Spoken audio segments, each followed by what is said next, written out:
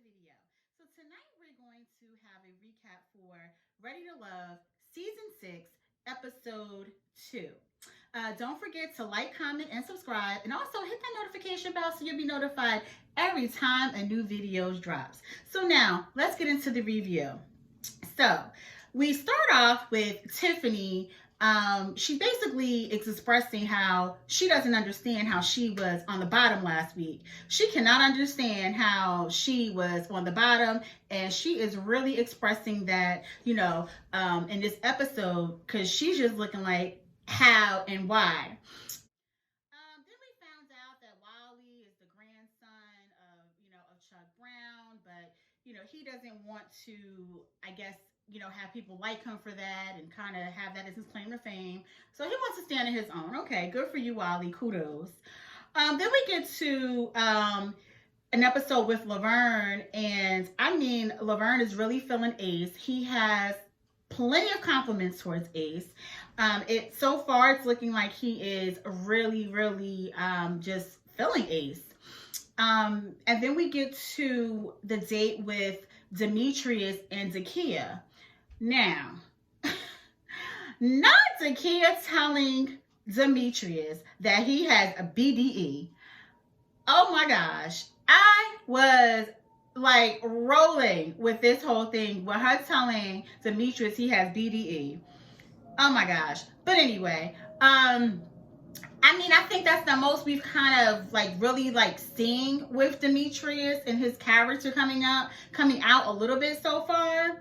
And so then after this, we get into where Clifton, they go to the scene where Clifton and Joy, they've linked up, and basically I guess they have this short time to have a conversation or something, and they're sitting on the bench, and Clifton is like, listen, I haven't had my 5 minutes with you. I haven't had my time with you. And Clifton is like, listen, I'm going to get my time with you. And it's it was kind of like a turn on, because Clifton did it in such a manly way that it was like he is intentional in his pursuit of Joy, and he's letting Joy know that, and he is pursuing her. And I personally, I'm loving this from Clifton, because listen, if a man wants a woman and he has his eyes set, I like to see this type of initiative being taken, and him showing her that, hey, listen, I'm here to get to know you. I'm pursuing you, and this is what I want. Okay? So I'm here for that, Clifton. You keep it up with the pursuit of Joy. And so then we have where Tommy, he lets us know that it's going to be a little curveball thrown into the whole thing, where two people are going to go on blind dates. And those two people end up being Ace and Laverne, who each ends up going on these blind dates. And I'm like, okay, let's see where this goes. What you got up your sleeve, Tommy? Okay.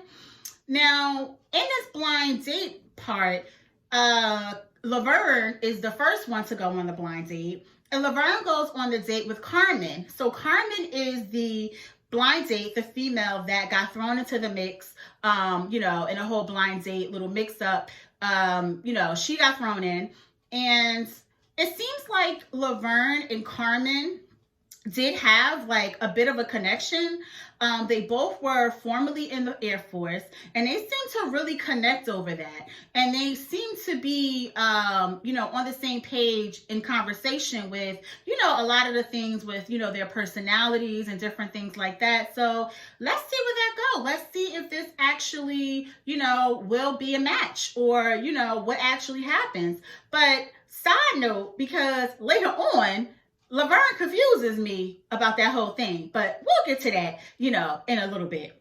And so then Ace is the second one to have the blind date, in which her blind date was with the curveball Cornelius. So Cornelius is a well-established guy. He mentioned that he has made $1 million and things, because he even states about how $1 million is not a lot of money. It's not, but guess what? I'll take it. So anyway, so we have Cornelius. So Cornelius and Ace dates seem to have went pretty well. Cornelius was, I don't know. We have to see more of Cornelius, I think. But he does, he does seem like he does seem like a manly man. He does seems like, one of those, like a strong, manly guy, and I'm not just talking about physically, but, he does overall. And he seems like a solid guy. I love that, he has, accomplished, what he has. He had me cracking up with the whole thing about, they call him cornbread and he wants some corn muffins. I was like, okay, Cornelius, we need to have some different references with that. But anyway, I'm here for it, Cornelius. We'll see how this goes. So then we have the date with Dakia and Clifton. Dakia is hilarious.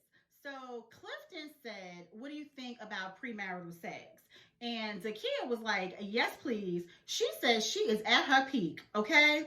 Zakiya and Clifton were giving a lot of sexual energy. I got a lot of sexual energy from these two, and it was really interesting because since Clifton has such an interest in Joy, and you've seen him have conversations with Joy, you can tell his approach with the both of the women were very different, because the premarital sexting, from what we saw, did not come up in his conversation with Joy, but it came up very early in his conversation with Dakia.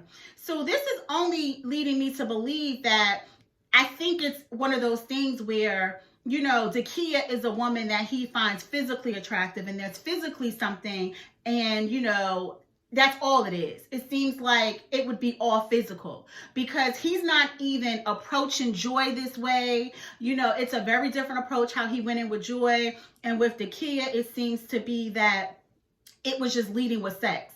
And I do blame some of that on Zakiya, because you also you're entertaining it, and you're also leading with it in a way too. And as a woman, you have to be careful with that, because guess what? If that's what you lead with, if that's what a man wants, he's going to follow. So, but anyway, we're not here to talk about that. But anyway, so then we go to Joy and Paul's date.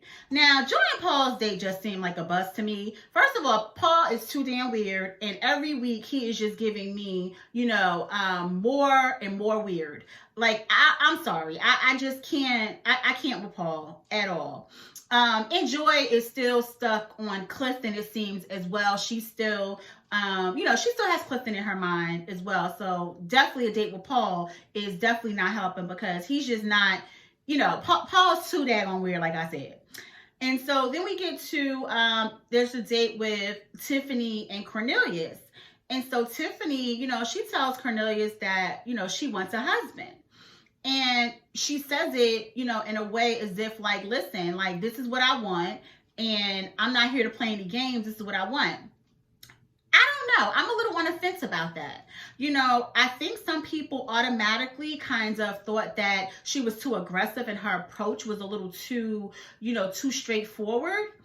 But I think I'm on the fence, because at the same token, when you're dating for intention and you're a grown woman, what is wrong with expressing what it is you want? She's not saying that, I need to date and I need to get married in 2 months, or it needs to be where I'm married right away. She's just expressing her dating with an intent for a husband. So, I don't know. I'm kind of mixed, but I do think that probably what didn't help was her personality and her delivery. I think because of her personality and her delivery, I think that might have made it,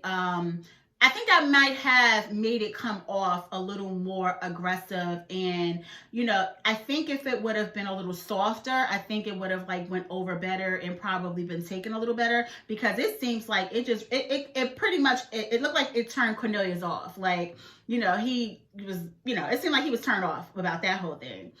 And so, then we move on, and we have, Paul, Tiffany, and Precious at the table. And here we have again this weirdness and awkwardness with Paul. Why is every interaction with Paul just weird and awkward? No matter which woman it is, it's just a weird and awkward, event Every time. It never fails. And I think Paul said something, asked a question or something about, how do you say hello to the waitress or something of the sort?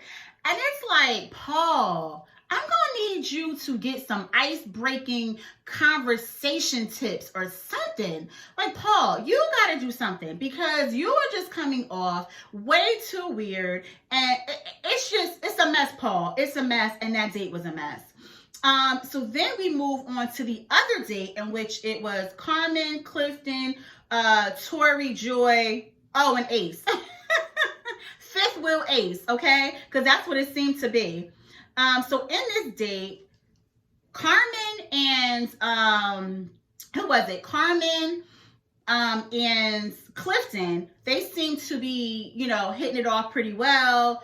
Tori and Joy, they seem to be hitting it off. Tori, I don't know. I'm still waiting for Tori to show up a little more. I think he did show a little more this episode than the last because I think he got really lost in the last episode. But let's see how that goes. But him and Joy, they seem like they at least were having some level of, I guess, a connection, or they had something going on. But Carmen and Joy, Carmen and Clifton, they seem to really be hitting it off. So we get to a point where Carmen is is bowling or whatever, and Clifton is there with her, and he's like behind her, and Carmen, she basically tells Clifton to hold her hair, and then she makes a comment about because her hair is real and not many women or whatever have real hair. Carmen, I'm going to need you to sit all the way down. Okay, first of all, come on, how ridiculous. And on top of it, you're running around here with these faker than fake contact lenses on. You're talking about your hair is real, and then you have these contact lenses on. Was there any need for that? Was there any need? Because there are plenty of women also that run around here with wigs and weaves and things like that and have a head full of beautiful long hair. And even the ones who don't. And if they choose to wear wigs or weave because they don't have the length or the hair or whatever that they, that they desire, so what? So what? What kind of dig was that? Especially when you have blue, I don't know what color contacts they were. There was something very weird, that looked very weird, looked extremely fake. They weren't complimenting her, her look, complexion, or anything. So I just was like, Carmen, not feeling you there, sis. Not with that. And then in the episode, moving forward, we're like, well, where did Ace go? Ace was out of there. She said, listen, I am not about to be the fifth wheel to this. I'm out. And, it was nice how, Clifton, he did go to kind of check on Ace and just kind of see, if she was okay. And it seemed like Ace was appreciative of that as well. But I think, I don't know. I guess if I'm in this group setting and I see that people are connecting and I'm not gravitating towards anyone and no one's gravitating towards me, I guess I could see you just kind of feeling like, well, you know what? I'll let them go ahead and do their thing and make their connections, and I'll just go ahead about my business, So I really can't blame Ace. So, so we get back to Laverne. Now, Laverne is having his meeting with Tommy. Now, in Laverne's meeting with Tommy, he's just claiming, he's claiming Carmen. He's saying that Carmen, she could be the one, Once again, he's saying that, he's saying that Carmen could be the one, and, he has all of these great things to say about Carmen. Now, earlier, he just professed how, how much, he was into Ace,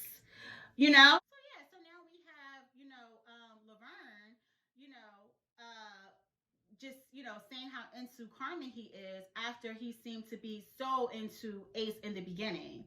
But at the end, we'll get there, because once again, he has all these compliments for Ace again. So now we move on to where Paul he makes the comment that, you can tell that Zakiyah is a woman during the day, but she likes to be thugged out after 9. Lord have mercy. Here we go once again with Paul and his antics. Paul, stop. I cannot with Paul. Once again. So then now we're with the men now, and we have them talking about who's in their top, who they're basically, feeling and connecting with. And so Laverne, here we have Laverne, who done said Ace is Michelle Obama, Oprah, Jill Scott, just all these phenomenal women in one. And I'm like, sir, I thought you done claimed Carmen and said Carmen was the one. And so what I find so interesting is because Laverne has all of these great things to say about Ace, and he seems to be, just tooting the horn away for Ace, but never once did he make the comment about Ace that he made about Carmen. Like, he said that it was like he saw himself with Carmen, or like she could be the one. I forget exactly what he said, but something about, something in the, realms of like she could be the one or something like that. So I'm like, well, if you have all of this to say about, Ace on the other end, how haven't you said that Ace can be the one? Well, how haven't you haven't said anything about being with Ace. It's almost as if like you are praising Ace for someone else. Like, you want to say how great she is, but she's for somebody else, like a brother with a sister. Like, my sister's amazing and she's great and she's blah, blah, blah. Like, but you're not going to date her. So I don't know. I found that to be really interesting. I'm not sure. I'm not sure about that. That just was like really interesting to me with that whole, with how, Laverne is, he has so many compliments towards Ace, and he's talking about such a great woman she is, but it seems like, she's not the one he's like pursuing that way. I don't know.